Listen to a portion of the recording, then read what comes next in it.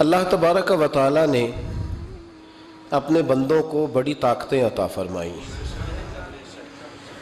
یہ بھانت بھانت کی گفتگو کرنے کا دور ہے، عجیب و غریب قسم کی گفتگو مسلمان ہی کرنے لگ جاتے ہیں۔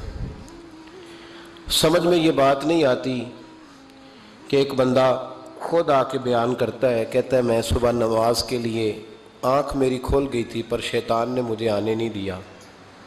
تو میں نے کہا شیطان میں تو پھر بڑی طاقت ہوئی نا، اٹھنے بھی نہیں تجھے دیا، آنے بھی تجھے نہیں دیا، اور شیطان سمجھ بھی گیا کہ تو نماز پڑھنے لگا تھا۔ لوگ شیطان کا علم بھی مان لیتے ہیں، اس کی طاقت بھی مان لیتے ہیں، وہ ہر جگہ حاضر و ناظر ہے یہ بھی مان لیتے ہیں۔ اگر انہیں کہا جائے کہ ولیوں میں بھی طاقت ہے، اللہ کے بندے بھی دل کی بات جان لیتے ہیں، اللہ کے بندے بھی کچھ عطا کرتے ہیں، اس بات پر لوگوں کو پریشانی ہونے لگتی ہے۔ میرے رسول پاک علیہ السلام کے غلاموں یاد رکھو، رب کریم نے اگر اپنے دشمن کو اتنی طاقت دی ہے کہ وہ جسم میں خون کی طرح دوڑ سکتا ہے، دل پہ قبضہ جما سکتا ہے، ہر جگہ پہنچ سکتا ہے، لوگوں کو گمراہ کر سکتا ہے، تو پھر اس نے اپنے دوستوں کو بھی بڑی ہی طاقت عطا فرمائی۔ ماننے والے شیطان کا علم غیب بھی مانتے جاتے ہیں، اس کا حاضر و ناظر بھی مانتے جاتے ہیں، اور جن کو اللہ کہے الا ان،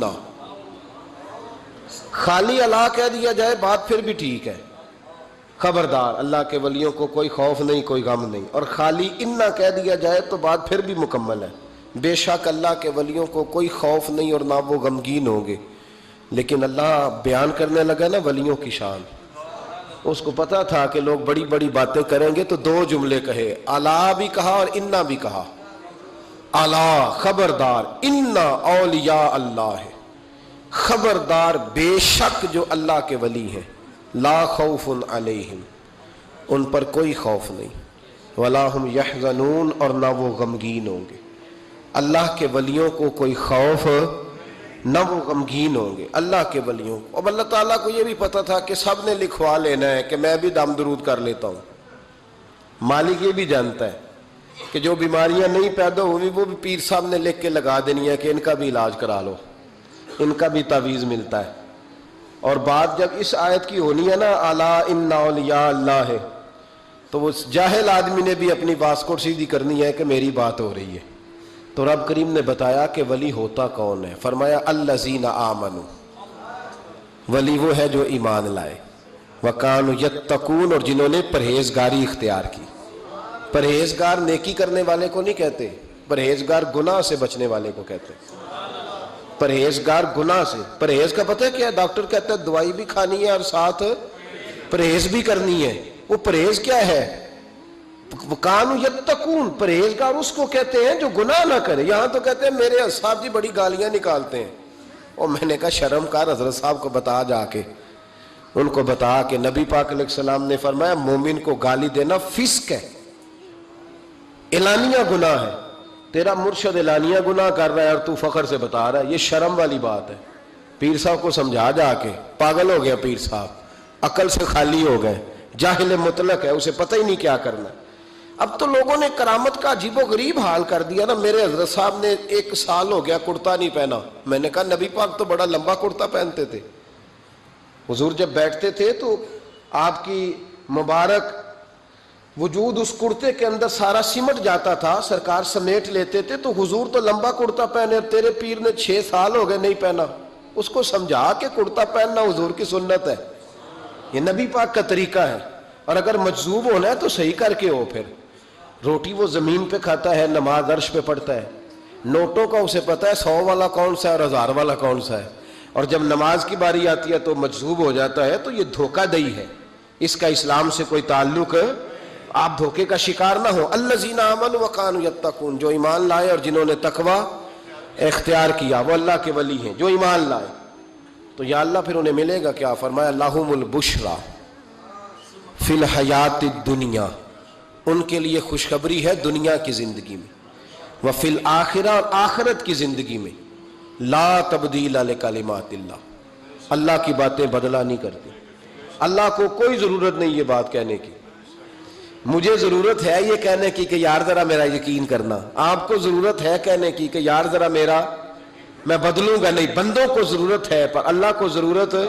حالانکہ خالی اللہ سے بھی کام چلتا ہے اور خالی انا سے بھی کام، اس کا مطلب ہے ولیوں کی شان کوئی بڑا ہی ضروری کام ہے۔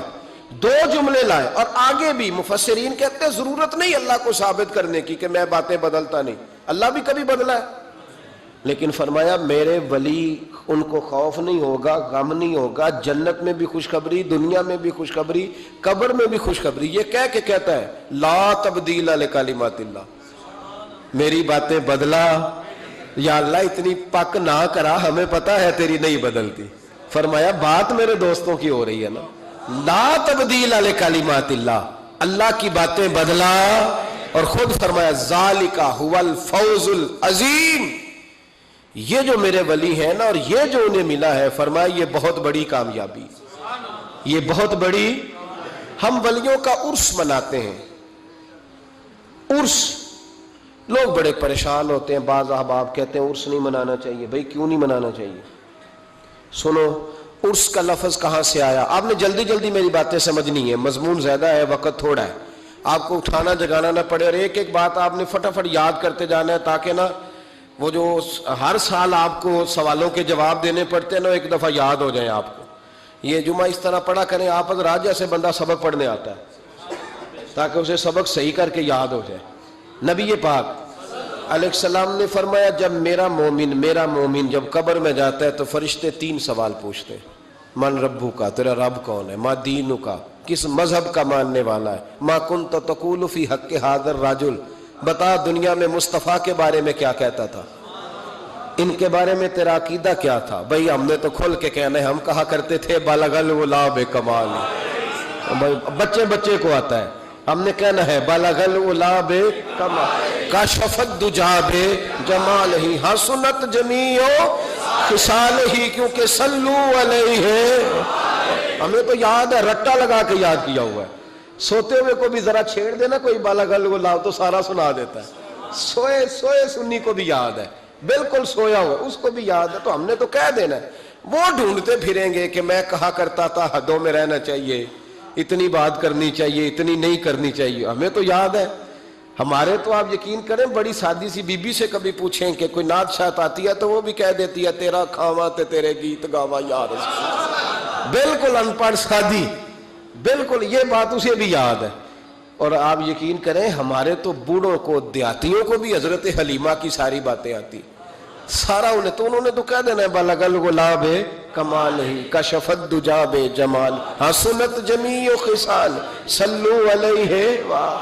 فرمایا جب صحیح جواب دے گا نا تینوں سوالوں کا تو فرشتے کہیں گے نم کا نومت العروس، حدیث مشکات ہے، فرشتے اس بندہ مومن سے کہیں گے یوں سو جا جس طرح پہلی رات کی دلہن سوتی ہے، نم کا نومت العروس، خوشیاں سمٹی ہوتی ہیں اس کے دامن میں۔